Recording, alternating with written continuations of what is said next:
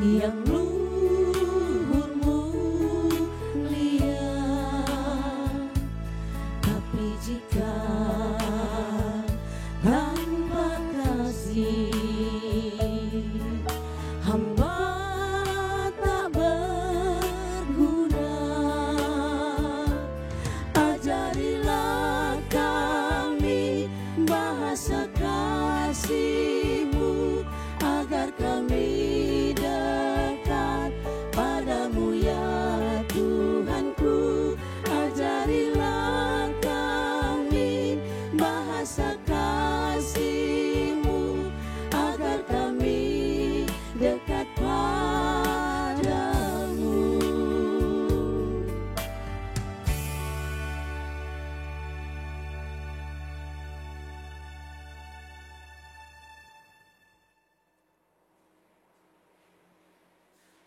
Shalom pemirsa Kabar Sukacita yang diberkati Tuhan Yesus Kristus. Senang sekali bisa berjumpa dengan Anda dalam program Kabar Sukacita bersama saya Eugenia Pangalo. Dan saat ini juga telah hadir bersama saya Ibu Pendeta Feibe Rabinto Bawengan Sarjana Teologia, selaku Ketua Jemaat GPIG Maranatha Limboto dan Ketua Wilayah 2. Shalom Ibu Pendeta Feibe, apa kabar? Baik, luar biasa. Puji Tuhan. Dan pemirsa, sebentar Ibu Feibe akan menyampaikan kebenaran firman Tuhan dengan tema Allah perlindunganku. Untuk itu sebelum kita mendengarkan kebenaran firman Tuhan, Ibu Pendeta Feibe akan memimpin kita dalam doa. Mari kita berdoa. Alangkah kami bersyukur di saat ini Tuhan. Betapa Tuhan luar biasa memberkati hidup kami. Di saat ini kami boleh berada dalam kuat dan sehat.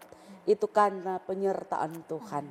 Kami pun saat ini akan membahas tentang kebenaran firman. Kiranya Tuhan memberkati firman yang nantinya kami baca, kami dengar. Diberkatilah semuanya Bapa. Kami kuduskan dalam nama Tuhan Yesus. Amin. Amin. Ya pemirsa, kita akan masuk dalam pembahasan kebenaran firman Tuhan yang terdapat dalam Mazmur 27 ayat 1 sampai dengan ayat 14. Untuk itu saya serahkan kepada Ibu Pendeta Feibe. Shalom. Sebelum tentunya kita akan membahas dalam Mazmur 27 ayat 1 sampai 14. Kita akan membaca terlebih dahulu dengan perikop judul Aman dalam Perlindungan Allah. Dari Daud, Tuhan adalah terangku dan keselamatanku. Kepada siapakah aku harus takut? Tuhan adalah benteng hidupku. Terhadap siapakah aku harus gemetar? Ketika penjahat-penjahat menyerang aku untuk memakan dagingku, yakni semua lawanku dan musuhku, mereka sendirilah tergelincir dan jatuh. Sekalipun tentara berkemah mengepung aku, tidak takut hatiku. Sekalipun timbul peperangan melawan aku, dalam hal ini pun aku tetap percaya. Satu hal ku minta kepada Tuhan, itulah yang kuingini. Diam di rumah Tuhan seumur hidupku. Menyaksikan kemurahan Tuhan dan menikmati bait-Nya. Sebab Ia melindungi aku dalam pondok-Nya pada waktu bahaya. Ia menyembunyikan aku dan persembunyian di kemahnya. Ia mengangkat aku ke atas gunung batu. Maka sekarang tegaklah kepalaku mengatasi musuhku sekeliling aku dalam kemahnya.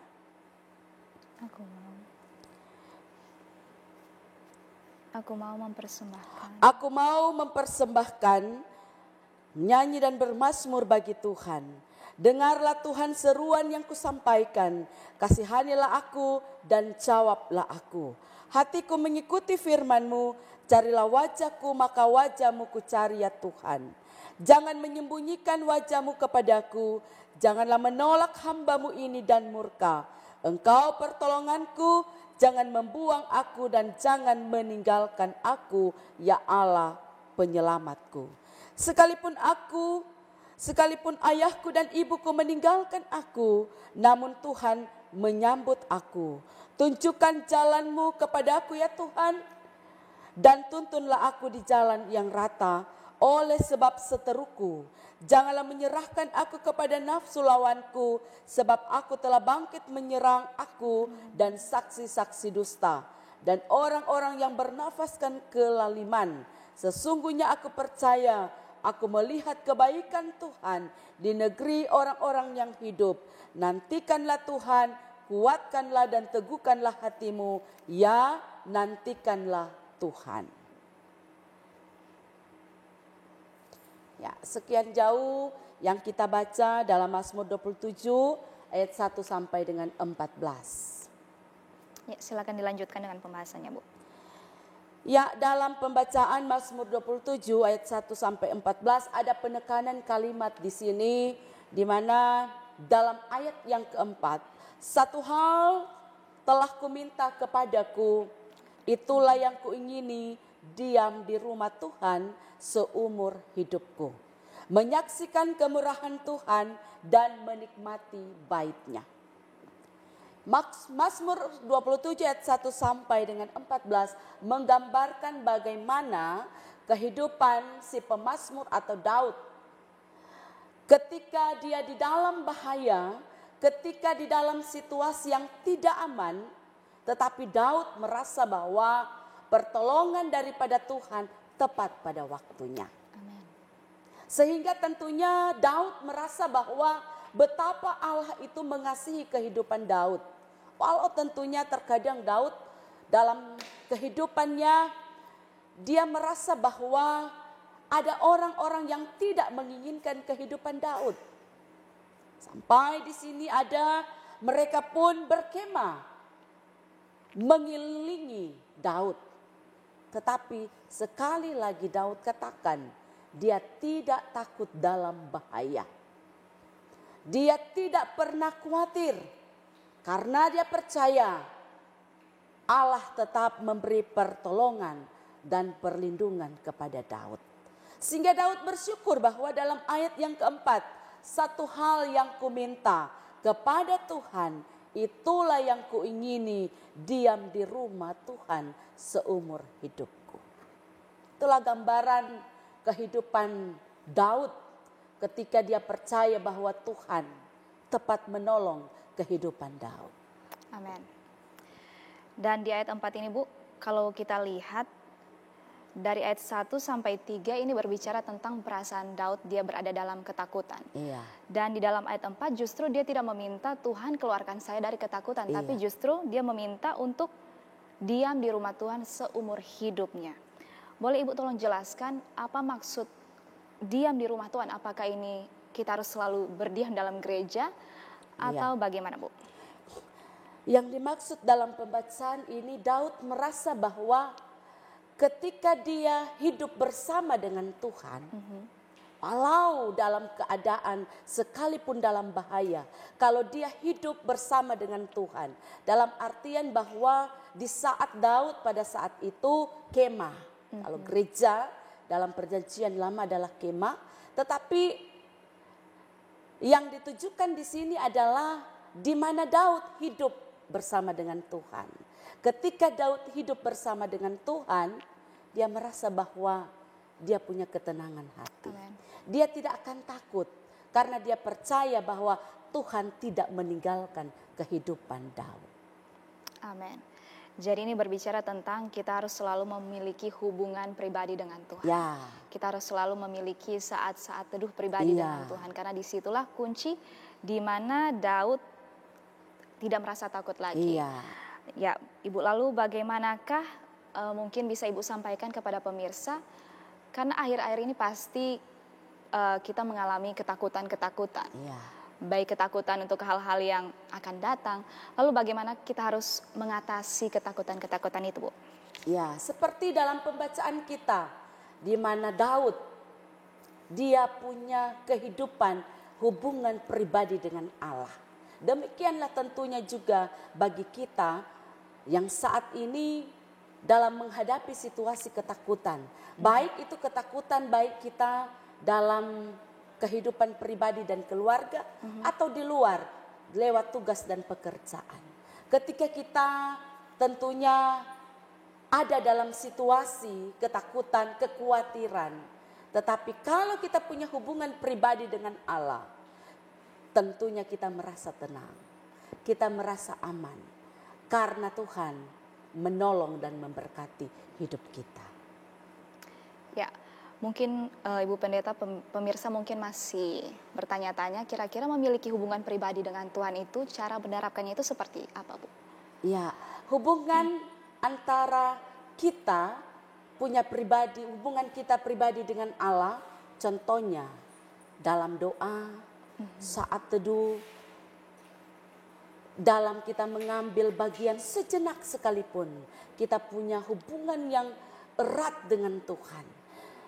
Dalam setiap saat, dalam setiap waktu, dimanapun kita pergi dan berada.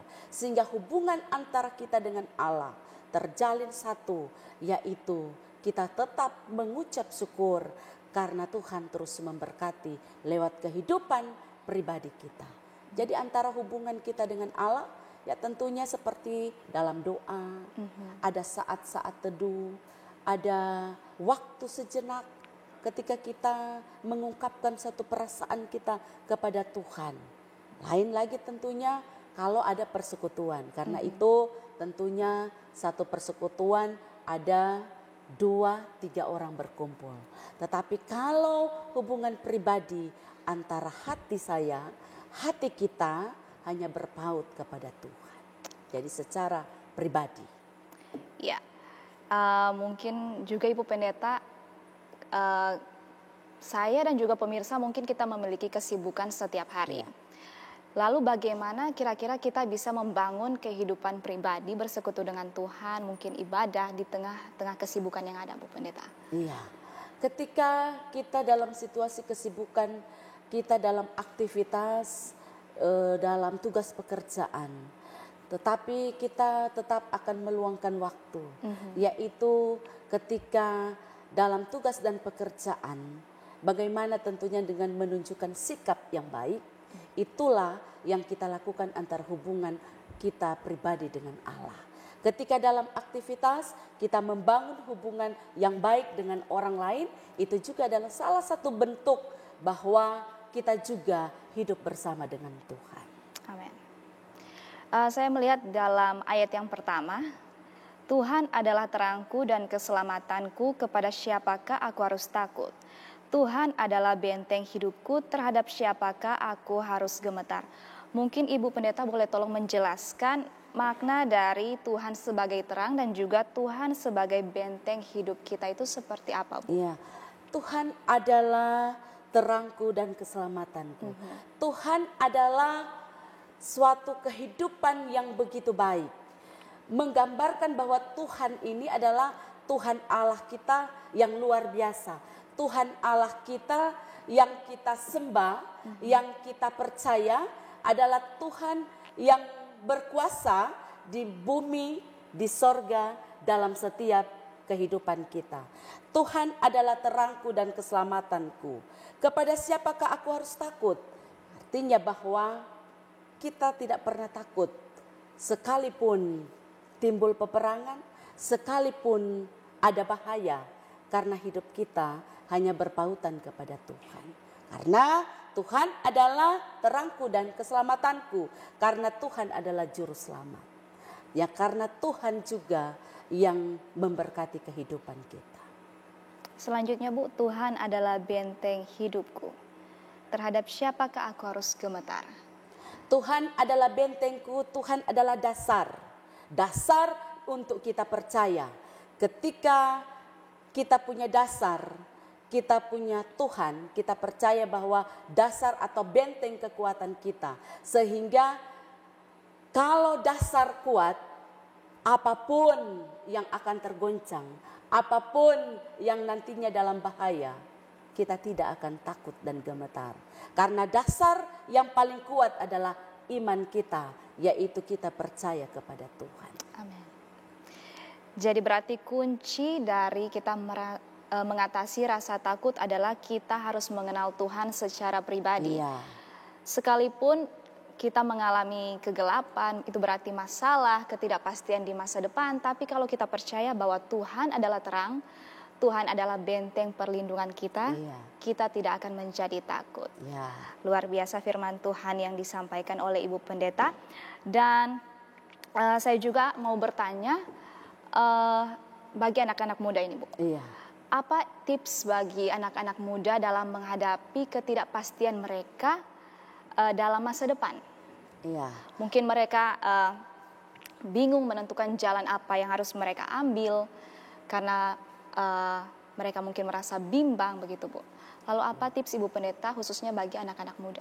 Ya, tentunya dalam situasi sekarang ini, apalagi anak-anak muda, biasanya terombang-ambing. Jadi ketika mengambil satu keputusan pun, kalau ada si A, B, B. Tetapi seperti dalam pembacaan kita saat ini, iman yang tentunya diperkuat. Ketika sebagai anak muda, dia percaya bahwa Tuhan terus memberkati, melindungi dia. Kalau iman itu kuat, apapun. Ketika dalam situasi apapun, ada godaan sekalipun sebagai anak muda. Kalau iman yang kuat bersama dengan Tuhan, punya hubungan intim dengan Tuhan, tentunya dia tidak akan pernah goyah.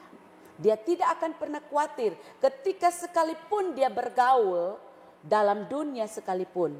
Kalau iman yang kuat, iman yang tetap teguh, dia tidak akan tergoyahkan. Jadi kunci daripada anak muda adalah berilah waktu sejenak untuk bersama dengan Tuhan. Sehingga benar-benar ketika hubungan ini dibangun dengan begitu baik, maka tidak ada rasa takut dan khawatir. Ketika sekalipun bergaul, kalau iman ini kuat, dia tidak akan tergoyahkan. Amin, luar biasa. Dan pemirsa, jangan kemana-mana, kita akan kembali sesaat lagi setelah pesan-pesan berikut ini.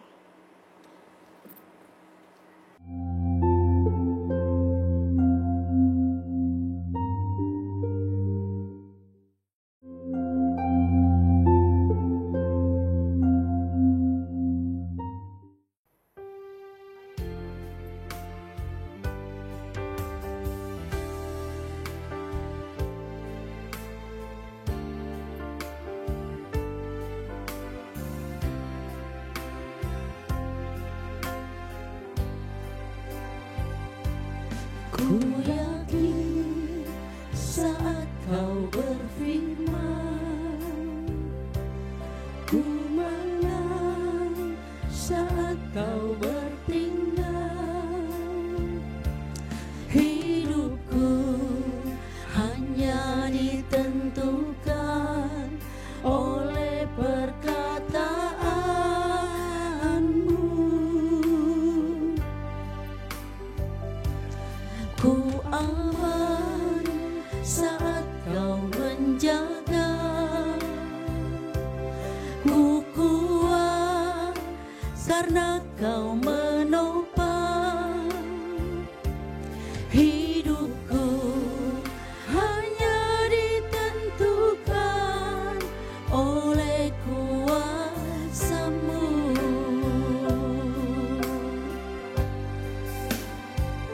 Bagi Tuhan tak ada yang mustahil. Bagi Tuhan tak ada yang tak mungkin. Mujizatnya disediakan bagiku. Ku diangkat dan dipulihkannya.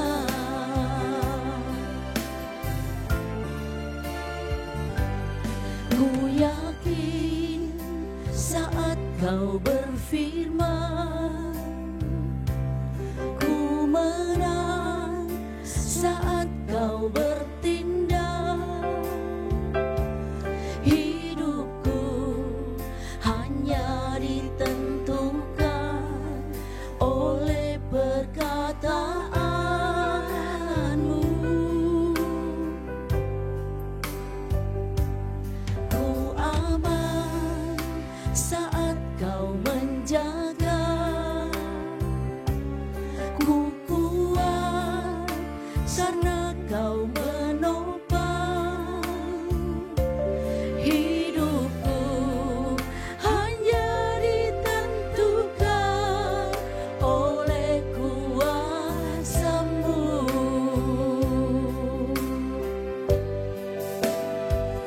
bagi